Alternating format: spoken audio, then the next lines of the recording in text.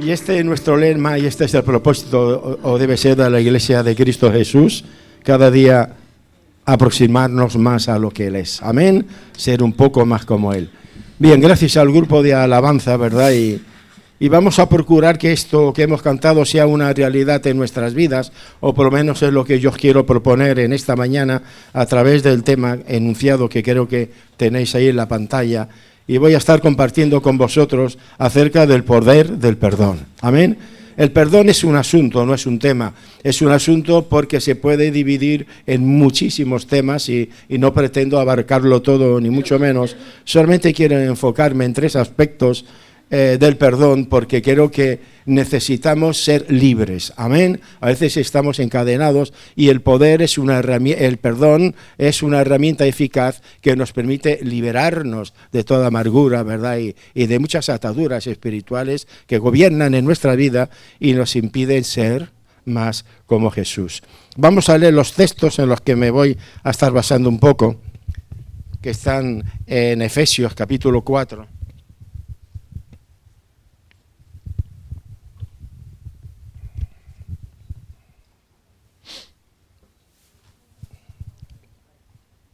Y dice así la palabra, en el capítulo 4, versículo 31.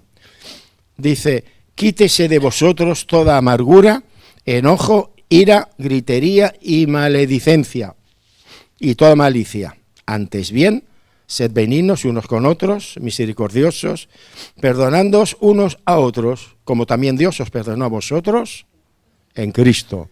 Padre, te damos gracias por tu palabra, por este texto, Señor, que habla en nuestras vidas y nos exhorta a que seamos capaces, Señor, de poder extender el perdón a cada persona. Te pido que esta palabra que va a ser predicada, pues a través de tu Espíritu Santo, redarguya nuestras vidas, nos capacite, Señor, y podamos ejercer, Señor, y practicar lo que tú demandas de cada uno de nosotros. A ti te damos la honra y la gloria en el nombre de Cristo Jesús.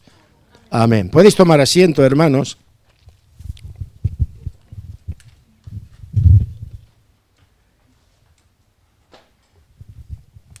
Si tenéis la Biblia en las manos, si no lo habéis cerrado, no sé si los textos todavía están en la pantalla.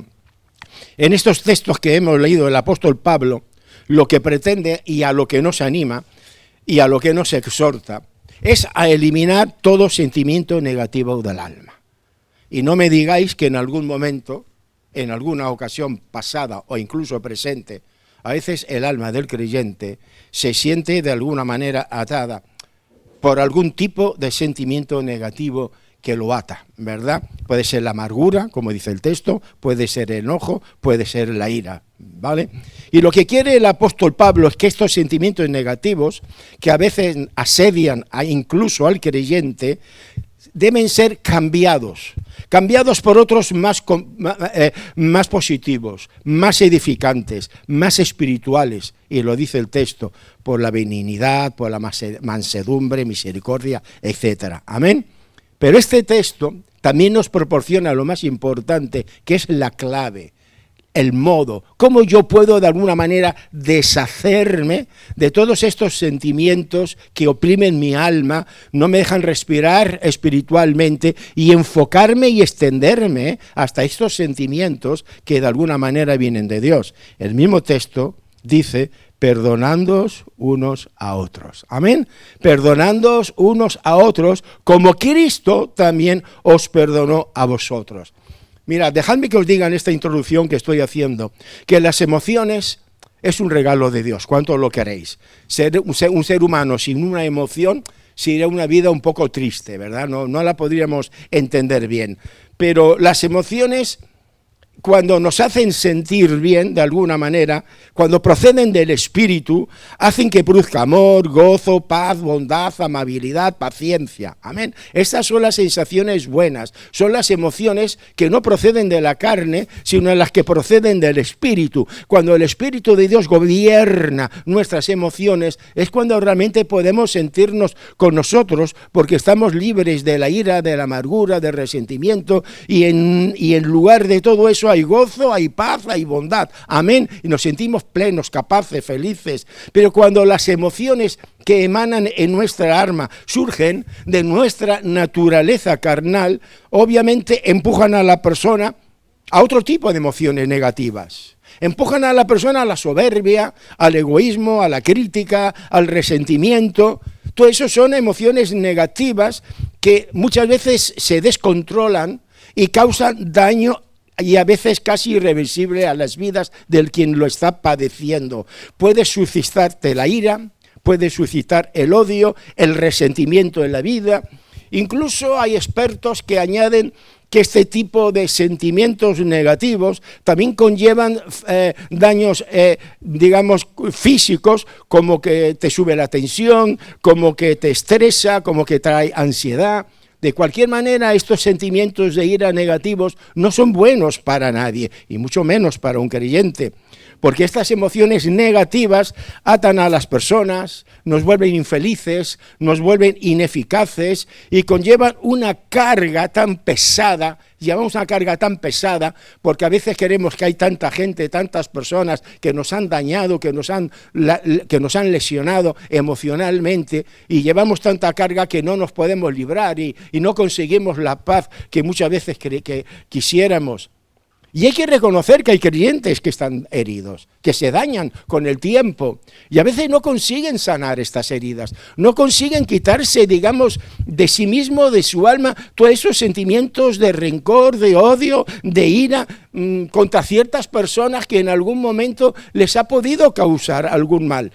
Porque en algún momento de su vida, a lo mejor un familiar, un amigo, una persona cercana le ha podido ofender. Y a veces incluso la ofensa puede ser subjetiva, a veces puede ser objetiva, puede ser que te hayan ofendido de verdad. Pero incluso hay personas que sufren por ofensas que no han sido tal, sino que ellos piensan que ha sido una ofensa cuando ha podido ser un malentendido, una mala expresión. ¿Verdad que me estáis entendiendo? Pero el problema de todo eso es que uno lo interioriza en sus emociones, se convierten negativas y se sienten completamente amargadas. ¿Y qué hace una persona con estos sentimientos negativos dentro de sí mismo? Pues intenta liberarse de eso. Y tú me dirás, ¿y cómo quiere liberarse? Pues mirad, algunos cuando tienen tanto resentimiento acumulado en su corazón, porque creen que han sido ofendidos por alguien, pues a veces tienden a la venganza. ¿Cuántas películas habéis visto de vengadores, verdad? Que sienten daño porque han hecho daño a su hija, de esos hay muchos, ¿verdad? O han hecho daño a alguien y quieren vengarse físicamente. Hay creyentes que también se vengan, créenme. Y para vengarse de alguien no hace falta ir a la violencia o acudir a la violencia. Hay personas que a lo mejor te han hecho un daño y tú simplemente le has dejado de hablar. Le has dejado de mirar de otra manera, has roto la comunicación, no hablas con esa persona, no la saludas, es que a mí me ha ofendido, que a mí me ha hecho daño. Y eso es una forma de venganza, de alguna manera, de negarle la palabra a alguien que te ha hecho daño. Otros, como intentan librarse, digamos, de estos resentimientos de su vida, digamos, con una buena actitud, digamos, a través, digamos, de la inteligencia emocional, no de la IA, a través de la inteligencia emocional tan de moda en los últimos tiempos. Intentan gestionar, administrar adecuadamente sus propias emociones para no sentirse tan heridos, y eso está muy bien. Intentar gestionar tus emociones, saber que el prójimo, aunque te haga daño, no debe de alguna manera ahondar en tu vida, ni perdurar en tu vida, ni mantenerse en tu vida, porque hay una de las máximas del liderazgo, es que nadie puede hacerte daño. Te pueden decir lo que tú quieras, pero si tú en Cristo perdonas, no debes de permitir que el diablo o esa ofensa llegue hasta lo más profundo de tu alma. ¿Verdad que me entiendes? Pero hermanos, nuestro texto nos da un recurso más importante para liberarnos de estos sentimientos negativos que nos asedian constantemente al creyente, que nos quitan la paz, que roban la comunión con Dios, que no nos hacen sentir bien. Y la Biblia lo que nos propone precisamente es que nos liberemos de estos sentimientos por medio del perdón. Por medio del perdón. Como dice el texto, como Cristo nos perdonó, así nosotros también debemos de perdonar a los demás. Amén. Debemos de perdonar. Porque el poder, el perdón, tiene un poder tan grande, tan grande, que cuando tú perdonas, tú te quedas libre. Tal vez el otro no, entiéndeme. Yo voy a hablar del poder del perdón que libera a la persona que perdona. Que tú no tienes en cuenta la falta, la ofensa, el daño. Que si tú lo ves como si no hubiera sucedido, te quita la amargura, te quita las ganas de vengarte, de dejarle de hablar, de dejarle de mirar. Por consiguiente, el perdón es la clave, es una herramienta que Dios nos da, mediante la cual el Espíritu Santo nos capacita para que podamos perdonar incluso a nuestro enemigo. Yo quiero lanzar el perdón en 3 ideas distintas. ¿A quién debemos de perdonar? La primera te va a sorprender, pero la vas a entender enseguida. Es una manera de exagerar, de decir lo que yo te voy a explicar. Yo te diría en primer lugar que tú en tu corazón perdones a Dios. ¿Me has entendido? Perdona a Dios. Los que estáis versados en las Escrituras estaréis pensando, ¿cómo el pastor dice que hay que perdonar a Dios? Te lo voy a decir. El texto dice que como Dios nos perdonó a nosotros en Cristo, nosotros también debemos perdonar. Quiero decirte, cuando digo que perdones a Dios, que no condenes a Dios en tu corazón por algo que Él no ha hecho.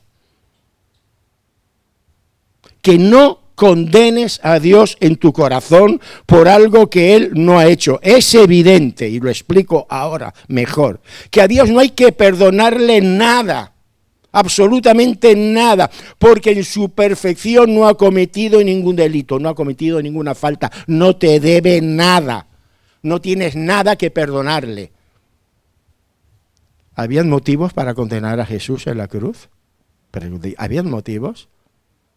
Pero lo condenaron. No lo perdonaron, sino que lo condenaron. ¿Correcto? Y muchos de nosotros, y muchos creyentes incluso, sin haber motivo ninguno en Dios, ni apariencia de maldad, porque Él es santo, están condenando a Dios en su corazón. Por eso te estoy diciendo que en tu mente y en tu corazón, que exoneres a Dios de lo que Él no ha hecho, que no lo culpes de lo que Él no tiene absolutamente culpa, porque esto está atando tu alma. Precisamente, no estés resentido. Hay personas que están resentidas con Dios en su corazón por una mala experiencia tal vez del pasado. No entienden cómo Dios los ha tratado de una o de otra manera. Quiero que sepas que las Sagradas Escrituras afirman que en Dios no hay sombra de iniquidad. Aleluya. No hay la más mínima duda, sospecha de que en Él exista alguna mínima sombra o mancha de iniquidad. En Él no se percibe ni la más mínima apariencia de maldad o de injusticia. Dios es justo, es uno de sus atributos. Siempre hablamos del amor, pero es que el amor no es más importante que la justicia. En Dios todo es equilibrado. Dios es amor, pero Dios también es justo. Él no da por malo al inocente y viceversa, ¿verdad? Por eso, hermanos, en Él no hay nada malo. En Él no se percibe la más absoluta sombra de iniquidad. En Dios solamente encontramos amor y justicia en el más sentido absoluto de la divinidad. Por tanto, es evidente que el hombre no tiene nada que perdonar a Dios. Sí que tiene muchas cosas que agradecerle. Muchas cosas, como dice David, alaba alma mía a Jehová y bendícelo por todos sus beneficios. Y cuando digo que perdones a Dios, es porque están esas personas ofuscadas todavía pensando en sus males, en sus agobios, en lo que están pasando y creen que todo eso procede de Dios. Porque estás copiando de la sociedad. Vivimos una sociedad contradictoria, muy contradictoria. Una sociedad que enseña que el perdón es necesario. Incluso la sociedad también, los sociólogos también dicen que el perdón libera, que ayuda, y todo eso, una sociedad que de alguna manera enseña que el perdón es necesario y que es beneficioso para liberar el estrés, la ansiedad, que trae paz al individuo. Pero esta sociedad que enseña eso, de alguna manera también culpa a Dios de sus males. Esta sociedad que dice que el perdonar humanamente es bueno, es la misma sociedad que a veces dice que todo lo malo que hay en el mundo o que detrás de todas las calamidades está Dios. Pero ¿dónde está Dios? Incluso lo más paradójico, por lo menos que yo observo, es que aquellos que no creen en Dios, los ateos, los agnósticos, aquellos que no creen en Dios, cuando hay una calamidad, cuando hay una circunstancia negativa, le echan la culpa a Dios. Que eso lo he vivido yo, y muy de cerca, y con personas que estaban al borde de la muerte, ateos, intentando consolarles, no he podido, porque ellos decían, porque Dios me ha mandado toda esa maldad en mi vida, porque Dios ha permitido toda esta enfermedad. Y yo intentaba razonar y decirle, pero si tú no crees en Dios, ¿cómo Dios te va a mandar eso? No puede ser Dios. ¿Es cierto o no es cierto? Si no cree en Dios, ¿por qué le echa la culpa a Dios? Por eso digo que vivimos en una sociedad completamente contradictoria, porque en el fondo, cuando estamos en el umbral de la muerte, personalmente yo no creo en los ateos. Eso es mío, personal. Yo creo en los ateos teóricos. Yo creo en aquellos que dicen que no hay Dios. Yo hace poco le pregunté a una persona de mi confianza y cercana a mí, ¿a ti qué beneficio te trae negar la existencia de Dios? Es decir, ¿a ti qué beneficio te trae? ¿Qué beneficio te trae? El único beneficio que yo deduzco de algunos que les puede traer no creer en Dios es que piensan que de esta manera no deben de sujetarse a la ley de Dios, a la ley moral de Dios. Pero tarde o temprano todos compareceremos delante de Él. Amén. Por eso te digo, hermano, que no hay que echarle la culpa a Dios absolutamente de nada. Y hay creyentes, de alguna manera, que han bebido de estas aguas, de esta gente, de esta sociedad, que aún sin creer en la existencia de Dios, cuando hay un mal, cuando hay una calamidad, cuando hay una circunstancia negativa, le echan la culpa a Dios. Hay creyentes que están desgastados, hay creyentes que están dolidos, hay creyentes que sufren porque han tenido la pérdida de algún ser querido, de algún ser importante en su vida. Padres que han perdido a sus hijos, esposas que han perdido a sus esposos, o que han perdido sus trabajos, sus herencias. Vemos lo que pasa con el fuego en esos días, la pobre gente que ha perdido tantas y tantas cosas en las inundaciones, en el volcán, ¿verdad? Que de Canarias y en tantas cosas. Hay personas que le echan la culpa a Dios y creyentes que beben de esta agua y piensan que Dios es el responsable de todas las cosas. Y ante un panorama tan asolador, como digo, hay personas creyentes que miran al cielo y de manera consciente o inconsciente están culpando a Dios por todo el dolor que ellos están recibiendo en esta manera. Lo hacen responsable, lo hacen culpable. Por eso he dicho esa frase que dice, perdona a Dios en tu corazón, porque tú lo estás culpando, pero Él no es responsable absolutamente de nada. Con relativa frecuencia se culpa a Dios como si Él fuese la fuente de todos los malos. Y la gente se pregunta, ¿por qué Dios permite tanta maldad en el mundo? ¿O por qué sufren los justos, verdad? Este es un tema central en la vida de un autor que he estudiado bastante, que es Paul Ricoeur, que se basa especialmente en el sufrimiento de Job. Y él analiza toda la experiencia de Job, analiza toda su vida y desafía todo tipo de explicaciones tradicionales sobre el mal y la justicia divina. Y después de examinarlo todo, no ofrece ninguna solución definitiva. No puede ofrecerlo porque la única solución está en decir, Señor, como dijo el propio Job, incluso después de la muerte he de ver a Dios. No podemos entender los designios de Dios. No podemos entender la soberanía de Dios. No podemos comprender por qué pasan o suceden las cosas. Pero el verdadero creyente no puede poner en tela de juicio la soberanía de Dios, ni culparle de nada. Solamente puede decir, Señor, hágase conmigo conforme a tu voluntad. Porque el verdadero creyente sabe que en medio del sufrimiento, en medio de la prueba, encuentra a Dios el verdadero apoyo. En el sufrimiento, en la prueba, en las circunstancias difíciles, en los momentos comprometidos para ti. Si tú eres creyente, si tú tienes relación con Dios, tú sabes que Él va a estar contigo. En su soberanía y en su amor y en su justicia, Dios hace lo que corresponde. No culpes a Dios, no sientas rencor contra Él. El corazón del creyente debe estar libre de toda sospecha contra el que nos ha creado y nos ha dado la vida, con nuestro Padre Celestial que está en los cielos y que nos ama y prueba nos ha dado, que nos ama con un amor inmensurable, que no se puede medir. Y aún en la misma prueba, y aún en las condiciones más duras, di como el apóstol Pablo, que a los que aman a Dios, todas las cosas le ayudan a bien.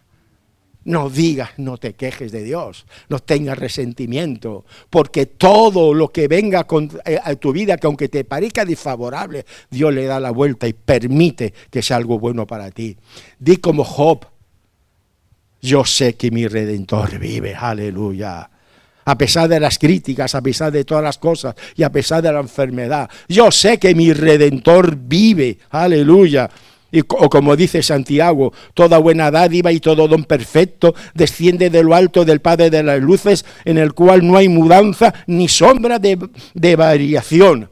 Dios no cambia, Dios no muda. Si Él es bueno, Él siempre va a ser bueno. Si Él es justo, Él siempre va a ser justo. Si Él quiere lo mejor para ti, siempre va a darte lo mejor para ti. Así que solamente te queda decir, Señor, yo te amo, yo te quiero. Yo no entiendo muchas veces las situaciones, Señor, pero yo sé que tú estás conmigo aún en estos momentos. El amor de nuestro Padre es inmensurable. Puede que en su soberanía no nos libre de todos los peligros que con frecuencia nos acechan, pero siempre estará con cada uno de nosotros. Y eso es palpable, no lo dudes. David decía, porque su vara y su cayado nos infunden aliento. Y cuando finalmente te toque pasar por el valle de la sombra y de la muerte, Él estará contigo de la mano. Y Él te va a ayudar. Por eso te digo, terminando este punto, libérate de toda angustia de tu alma. Exonera a Dios. No lo culpes de lo que Él no tiene culpa ninguna. Si en algún momento has culpado de algo, no podemos negar a comprender todos los actos de Dios. No podemos llegar a comprender todo lo que nos sucede en nuestra vida de parte de Dios. Pero hay una predicación que di muchos años y algún día la tendré que recordar. A pesar de que no entiendas nada de lo que pasa en tu vida, en los momentos más difíciles, tú tienes que decir amén. Así sea, Señor Jesús. Amén. Nos gusta decir mucho aleluya a los pentecostales, pero hay que decir amén. Y hay que decir amén no solo cuando las cosas salen bien, amén en el dolor, amén en la circunstancia difícil, amén en la angustia, amén en el problema, amén en las situaciones que nos atan. Di amén, porque esto significa que yo acepto la voluntad de Dios, lo exonero de todo, sé que Él es bueno con mi vida, sé que quiere lo mejor, sé que me ama, y esto rompe ataduras emocionales en mi vida y me dispone para estar con Dios. Amén. Quiero decirte algo más todavía acerca del perdón que trae liberación, y es que te perdones a ti mismo. Perdónate. Yo no sé si tú te estás culpando, y a lo mejor te culpas con razón, pero también quiero que escuches lo que te voy a decir, que a lo mejor no te va a sonar como dice el título de esta división. A lo mejor voy a decir una cosa, pero para que tú lo entiendas. Porque lo que te quiero decir no se trata de un mensaje humanista, en el cual todo vale con tal de sentirse bien, no te equivoques. Hay muchos predicadores, hay muchos telepredicadores, hay muchos cantantes, que no voy a dar el nombre, que están predicando mensajes humanistas, con tal de que tú te sientes bien, y alejándonos de la sana palabra de Dios y de la ética y de la conducta que un cristiano tiene que llegar, que piensan que el creyente tiene que sentirse bien ahora mismo con uno mismo. No es esto lo que yo quiero transmitirte. Yo lo que te quiero decir en este punto, cuando yo digo que te perdones a ti mismo, es que cuando un pecador arrepentido de sus pecados acude a Cristo con fe, reconoce que es el Señor y el Salvador de su vida y se entrega a Él, aleluya, la Escritura declara que todos sus pecados son perdonados. Amén. Que todos sus pecados son perdonados, como declara Pablo en 2 de Corintios, de modo que si alguno está en Cristo, nueva criatura es. Las cosas viejas pasaron y todas son hechas nuevas. Amén. Dios te perdona. Si Dios te perdona tus pecados pasados, perdónatelos tú a ti mismo. Que la sangre de Cristo es quien te salva. No has sido salvo por tus obras, no has sido salvo porque eres buena persona, no has sido salvo porque has hecho méritos. Has sido salvo por la sangre de Cristo derramada en la cruz del Calvario, que nos ha justificado, nos ha librado de la condenación de la muerte, porque la paga del pecado es muerte y Cristo murió en tu lugar. Y tus pecados le fueron imputados a Él y han sido clavados en el madero. Y tú no puedes sentirte culpable de tu vieja vida, porque Cristo te ha librado y Cristo te ha salvado, como dice Corintios. Y Miqueas lo expresa también de una manera poética para hablar del genuino perdón. Cuando escribe Miqueas, echaré a lo profundo del mar todos nuestros pecados. Amén. Dice Miqueas que todos nuestros pecados anteriores, cuando vamos a Cristo, nos libera y nos salva, nos convierte en sus hijos, nos hace parte de su familia. Estos pecados los echa en lo profundo del mar. Aleluya. Hay un cambio, hermano, en la vida del creyente. Fijaros en David, tan conocido sus salmos. Fijaros en ese salmo tan conocido y tan predicado del capítulo 51, después de que David hubiese pasado por esta experiencia, digamos, de la vieja naturaleza, esta vieja vida pecaminosa que nosotros hemos tenido antes de ir a Cristo, aunque algunos nos hemos convertido de niños, también teníamos nuestra vieja naturaleza, ¿verdad? Pero David decía, lávame más y más de mis pecados. Amén. Lávame más y más de mis pecados. Se sentía pecador, se sentía que había obrado mal. Pero en el Salmo 103 se escribe y dice, eres el que perdona todas tus iniquidades. Amén. Dan un aplauso a Jesús, porque el Señor se lo merece. Él es el que perdona todas tus iniquidades. Aleluya. Él es el que te perdona. Fíjate bien tú que ya eres salvo.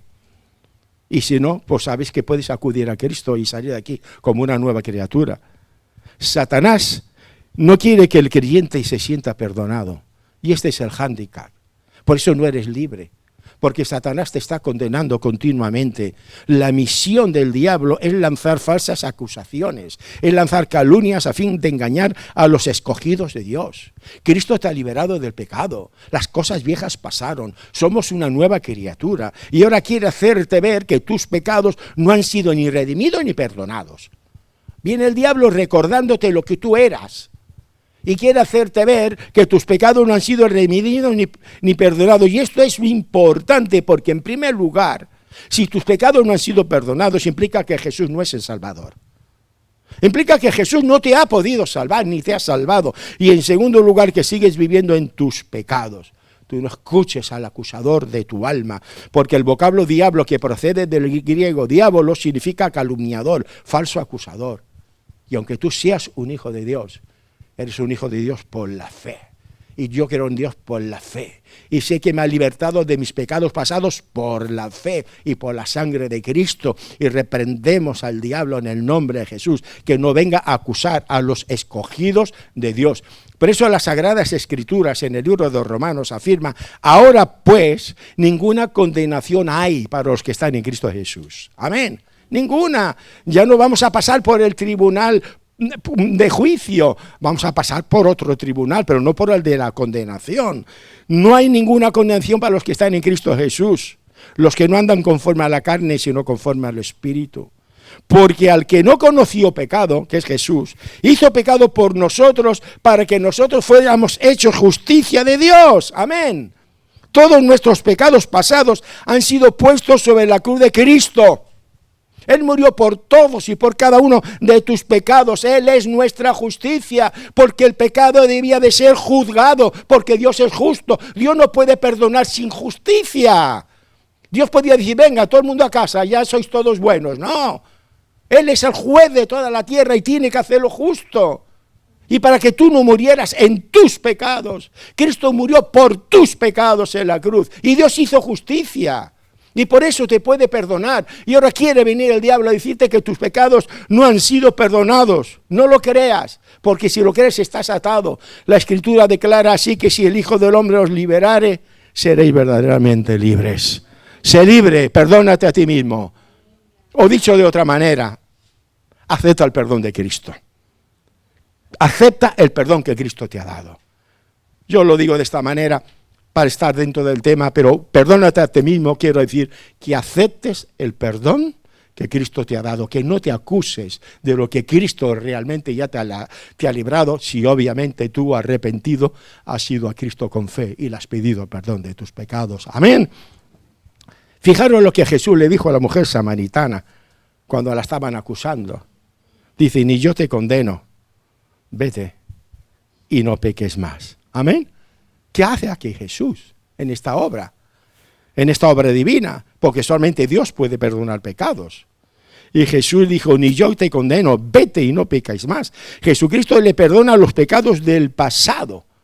Todo lo que tú has hecho hasta ahora, yo te lo perdono, eres libre, libre. Ahora bien, sal, vete y no peques más. Es decir, vigila tu vida. Desde el principio hasta ahora, eres libre, formas parte de la familia divina. Pero ahora hay un proceso santificador en el cual tú tienes que controlar y vigilar tu vida. ¿Sabéis por qué? Porque el creyente, aunque Cristo ha perdonado nuestros pecados y tenemos que sentirnos libres, no somos inmunes al pecado.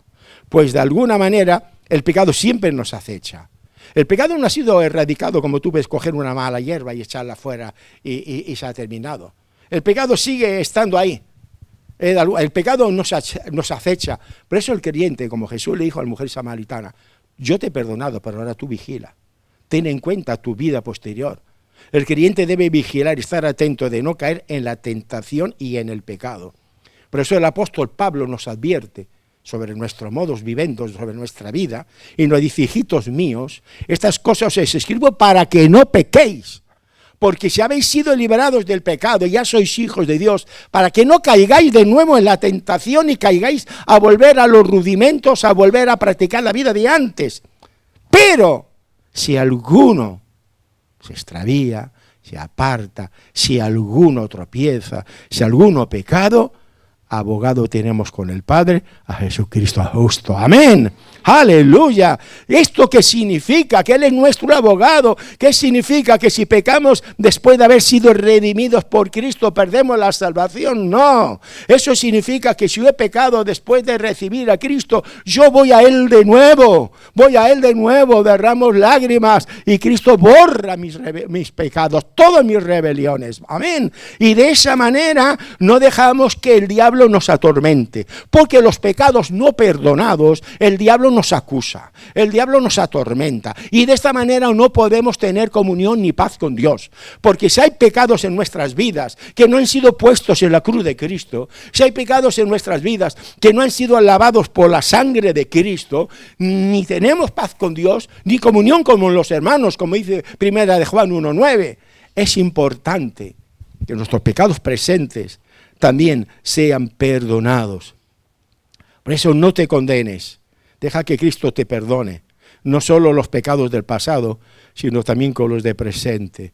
Yo creo que entendemos más lo que Cristo nos ha perdonado en el pasado y creo que la batalla del creyente está más en el perdón del presente. Busca a Dios en cada momento, en cada oración que tú hagas delante de Dios, para tener comunión con Él. Si tú te sientes mal, tú tienes que pedirle perdón. Porque dice la palabra en un texto, Dios no oye a los pecadores. Si tú has pecado, estás interrumpiendo la comunión con Él. Y lo primero que tienes que hacer es, Padre, yo estoy delante de ti. Yo sé que he pecado, yo sé que he hecho mal, como decía David, pero límpiame, lávame, perdóname, siéntete restaurado, porque si no el diablo te va a seguir acusando y vas a estar atado con sentimientos negativos en tu vida. Uno de estos cantantes humanistas, muy conocido, pero que no voy a citar, dijo el otro día, y están en YouTube, dijo, yo no pienso mucho en el cielo porque no es lo más importante. Están diciendo cosas realmente muy fuertes que en muchas personas no hace falta estar demasiado puestos a la Biblia para darse cuenta del evangelio humanista que se está transmitiendo. No pienso mucho en el cielo porque no es lo más importante. La salvación, dice, es ser íntegro, es ser pleno, es ser completo. Es decir, está enfocando a la salvación en el momento de ahora. Es decir, tú sé pleno, sé feliz, vive bien ahora. Y la salvación no es eso. La salvación es la vida eterna. La salvación se enfoca a estar con Dios. Son mensajes humanistas, con una invitación a disfrutar de la vida aquí en la tierra, dejando de un lado el siglo venidero. Se enfocan aquí ahora, a ser feliz aquí ahora, donde casi vale todo, y no nos orientan al siglo venidero, a la vida eterna con Dios, que es lo que dice la palabra en Colosenses, poner la mira en las cosas de arriba y no en las de la tierra. Amén. He dicho, perdónate a ti mismo, queriéndote decir, acepta el perdón de Dios. Acepta el perdón pasado. Y si pecas en el presente, acepta el perdón presente, porque de esta manera estás liberando tu alma. Amén. Estás liberando tu alma de todo sentimiento negativo. Y me queda un punto que no podía faltar, pero voy a ser cortito, que es perdonar al prójimo. ¿Creéis que hay que perdonar al prójimo? ¿Y si lo ha hecho queriendo, hay que perdonarlo? ¿Y si lo ha hecho sin querer, hay que perdonarlo? ¿Y cuántas veces lo hemos culpado sin que tenga culpa al pobrecito? Que al prójimo le echamos todas las culpas de todo, pero que a veces le echamos culpas que realmente tampoco se las merece, Pero el tercer acto liberador del perdón, obviamente, tiene que ver con perdonar al prójimo. No es suficiente con no tener sentimientos o resentimiento con Dios. No es suficiente con sentirnos bien con nosotros mismos en el sentido de tener la paz, de saber que Cristo ha perdonado nuestros pecados y no dejamos que el diablo, pues, de alguna manera diga lo contrario. Pero por otro lado también es necesario y es menester que sepamos perdonar al prójimo, como dice Colosenses, de la manera que Cristo os perdonó. Perdonad también vosotros. Yo no sé si estás dolido con algún familiar, con algún amigo, con algún vecino, con alguna persona. Hay personas que llevan muchos años resentidos con mucha gente o con poca gente. Eso es algo que somos así, somos sensibles, de alguna forma, unos son más sensibles que otros, algunos emocionalmente lo soportan mejor, otros lo soportan peor, pero normalmente las relaciones ocasionan esto, ocasionan muchas veces daños de los unos con los otros, ¿verdad? Pero el creyente no puede acumularlo en el corazón. Y es que da igual la causa, da igual quién sea, da igual de dónde proceda la ofensa, da igual qué tipo de ofensa sea. De la manera que Cristo os perdonó, así hacedlo vosotros. Quiero decirte, hermano, estés dañado o no estés dañado por algo o por alguien, aunque casi siempre hay alguna cuenta que no hemos solucionado, que el perdón en la vida del creyente no es una opción. Puede ser que en el mundo el perdón no se practique tanto, incluso se busque la venganza o apliquen otras técnicas, pero la palabra de Dios no es la enseñanza que nos da. Cuando tú estás herido a causa de alguna ofrenda, de una afrenta, de una ofensa, de alguna conducta negativa contra ti, de cualquier mal que te hayan causado, sea pequeñito o sea grande, hay personas que las cosas, hasta las más pequeñas, les afectan. Eso también tendrían que tratarlo, porque no puede ser que nos afecte tanto, cosas que no tienen tanta importancia. ¿Verdad que me estáis siguiendo lo que quiero decir? Porque entraríamos en un tema de susceptibilidades más que daños hechos y objetivos, ¿vale? Pero yendo al objetivo, hermanos, tenemos que entender que el perdón no es una opción, es un mandamiento de parte de Dios. Es tanto así, y lo entendieron tanto los discípulos, que el apóstol Pedro preguntó, ¿cuántas veces perdonaré a mi hermano que pecare hasta mí? ¿Hasta 7 veces? Sabían que ellos habían aprendido que el perdón era necesario, que ellos tenían que perdonar. Pero fíjate lo que está haciendo Pedro en esa pregunta. Esta pregunta tiene una lectura importante, porque Pedro está intentando poner límites al perdón. Pedro reflexiona, yo sé que tengo que perdonar. ¿Qué tengo que perdonar? 7 veces 7. Y la respuesta de Jesús viene a decirle, mira Pedro, tú que ya no estás sujeto a la ley sino a la gracia de Dios, eso es parafraseando yo, tú ya no tienes que perdonar 7 veces ni lo que diga la ley. Tú tienes que perdonar todas las veces que tu hermano peque contra ti.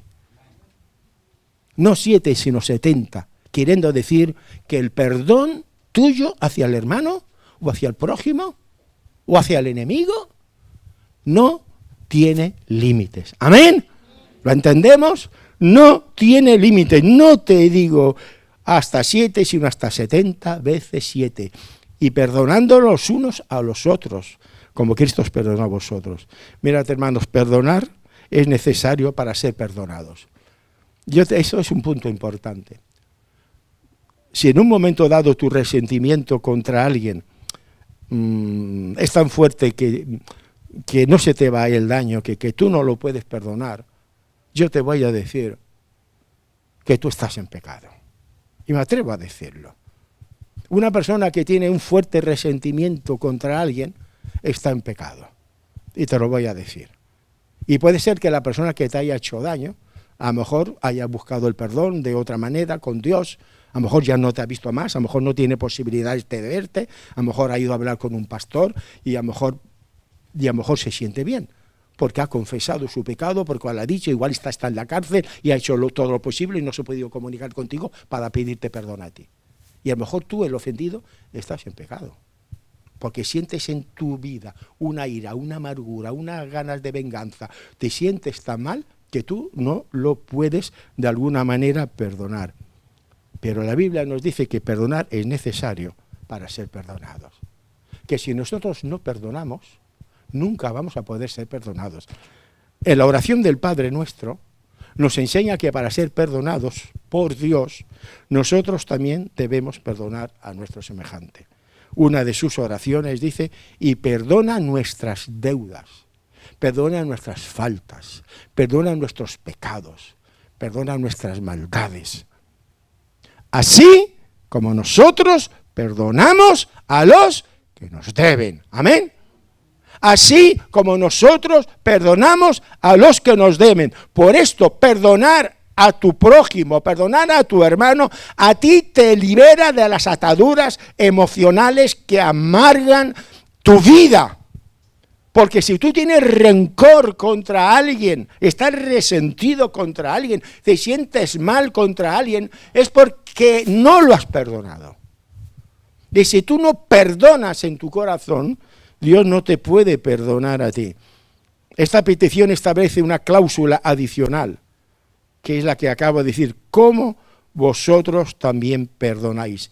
Y esta cláusula, como bien dice o bien aclara MacArthur, pobre, él hace poco que partió con el Señor, y Pablo Martínez y otros muchos autores recomendados, esta cláusula establece un requisito esencial sin el cual no podemos recibir el perdón de Dios si nosotros no perdonamos a los demás. Hay un ejemplo claro en la Biblia, que la falta de disposición a perdonar nos hace semejantes al siervo injusto, ¿os acordáis? El siervo injusto que habiendo sido perdonado por su señor de una gran suma dineraria, él no fue luego capaz de perdonar una deuda mucho menor a sus consiervos, sino que los agarraba del cuello, asfixiándolos vengativamente y diciéndoles, págame hasta el último cuadrante. El que había sido perdonado por el Señor exigía a sus consiervos que le pagaran hasta el último, hasta que el Señor se enteró y entonces, enojado, lo entregó a los verdugos hasta que pagase todo lo que debía. Porque el que no perdona, como él no perdonaba a sus consiervos, y él no lo sabía porque no era Dios, cuando se dio cuenta que no perdonaba a sus consiervos, le quitó todo lo que le había perdonado. ¿Verdad que lo entendéis? Para ser perdonados por Dios, nosotros en nuestro corazón tenemos que perdonar a los demás. Fijaros en Jesús cuando moría en la cruz, con todo lo que le hicieron a ese inocente. ¿Qué decía Jesús?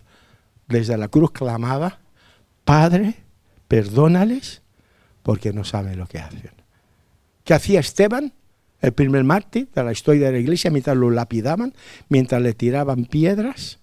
Clamó a gran voz y dijo, Señor, no tomes en cuenta sus pecados. Amén.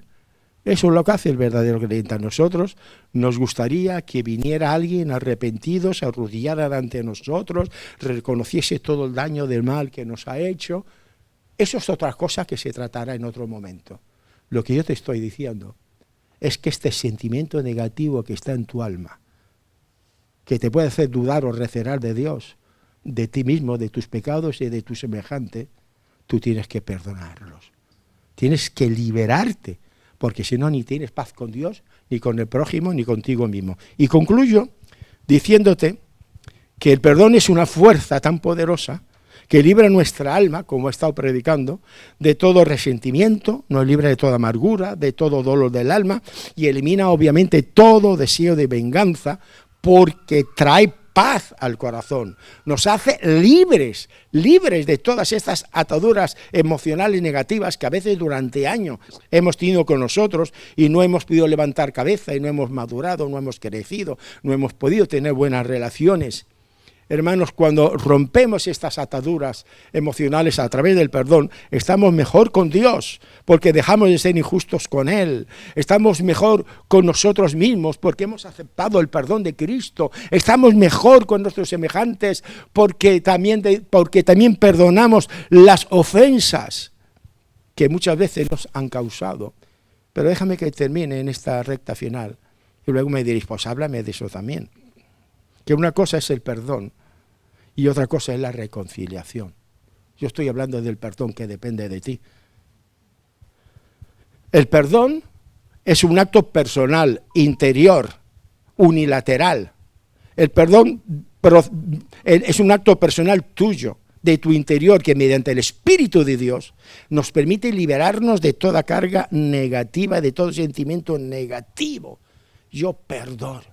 Si un hermano me ha hecho algo, yo quito toda sed de venganza, yo quito toda amargura, yo quito todo resentimiento, yo lo perdono.